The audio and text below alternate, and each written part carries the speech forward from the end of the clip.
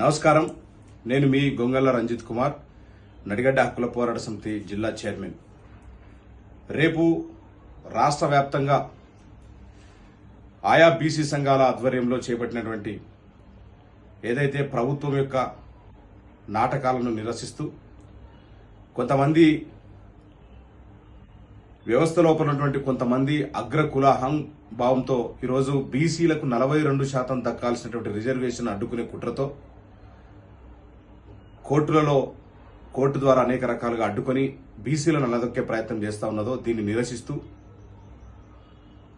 రాష్ట్ర ప్రభుత్వం పైన కేంద్ర ప్రభుత్వం పైన కూడా బీసీలకు స్థానిక సంస్థల ఎన్నికల లోపల 42% రిజర్వేషన్ కేటాయించాలనే డిమాండ్తో రేపు జరగబోయే రాష్ట్ర వ్యాప్త బంద్కు నడిగడ్డ హక్కుల పోరాట సమితి నుంచి పూర్తి స్థాయిలో సంఘీభావం ప్రకటిస్తూ అట్లాగే జిల్లాలో ఉన్నటువంటి నడిగడ్డ హక్కుల పోరాట సమితి కార్యకర్తలు శ్రేణులు కూడా రేపు బంద్లో బలంగా పాల్గొనాలని ఈ సందర్భంగా విజ్ఞప్తి చేస్తా ఉన్నాం.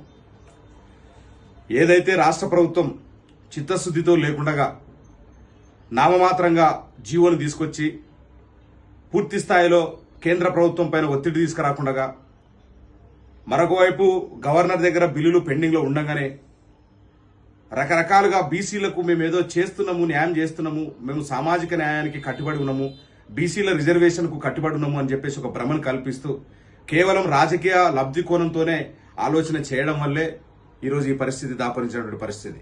నిజంగా ప్రభుత్వానికి చిత్తశుద్ధి ఉన్నట్లయితే రాజ్యాంగబద్ధంగా అన్ని సక్రమంగా పాటిస్తూనే మరోవైపు కేంద్ర ప్రభుత్వం పైన ఒత్తిడి తీసుకొస్తూ ఈరోజు ఈ బిల్లులను తీసుకురావాల్సిన సందర్భంలో హడావుడిగా జీవోను తీసుకొచ్చి న్యాయ వ్యవస్థకు నిలబడకుండా, కోర్టులో నిలబడకుండా ఈరోజు కుట్రబడినటువంటి పరిస్థితి కనిపిస్తుంది.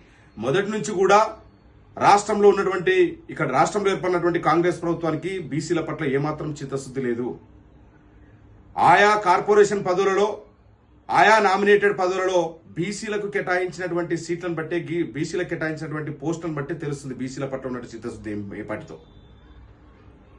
స్వయాన మీ యొక్క క్యాబినెట్ మంత్రులపైననే బీసీల పట్ల ఏ రకంగా వివక్షత ఉన్నదో నిన్నటికి జరిగిన సంఘటన కూడా ఒకసారి మనం గుర్తుకు తెచ్చుకుంటే కాంగ్రెస్ ప్రభుత్వానికి బీసీల పట్ల ఏ మాత్రం చిత్తశుద్ధి ఉందో తెలుస్తా ఉంటారు.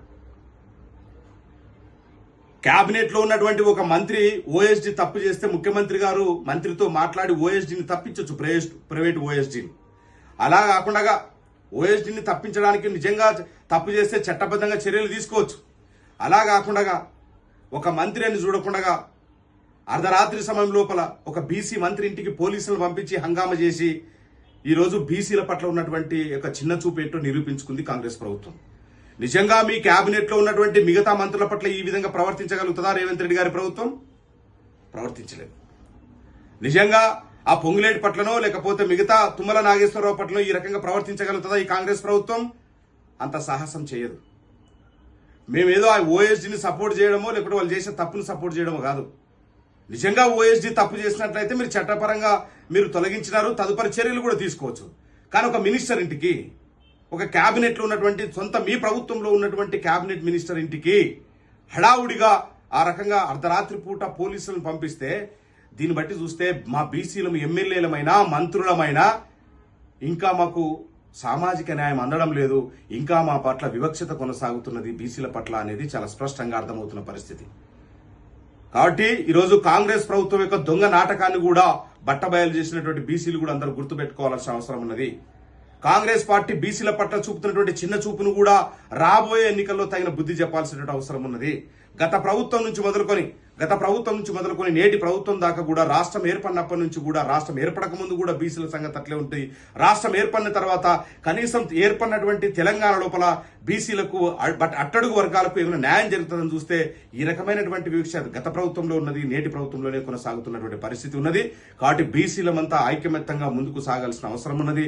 రేపు జరగబోయేటువంటి బంద్లో పూర్తి స్థాయిలో మద్దతు ప్రకటించడమే కాకుండా సంపూర్ణంగా మద్దతు ప్రకటించి బంద్లో పాల్గొని రాష్ట్ర ప్రభుత్వానికి, కేంద్ర ప్రభుత్వాలకు బీసీల యొక్క బలమేంటో చూపించాల్సిన అవసరం ఉన్నదని, రాబోయే ఎన్నికల లోపల బీసీల పట్ల ఎవరైతే వ్యతిరేకత భావం చూపుతున్నారో అట్లాంటి పార్టీలకు, నాయకులకు కూడా తగిన బుద్ధి చెప్పాల్సిన అవసరం ఉందని ఈ సందర్భంగా తెలియజేస్తా ఉన్నాం.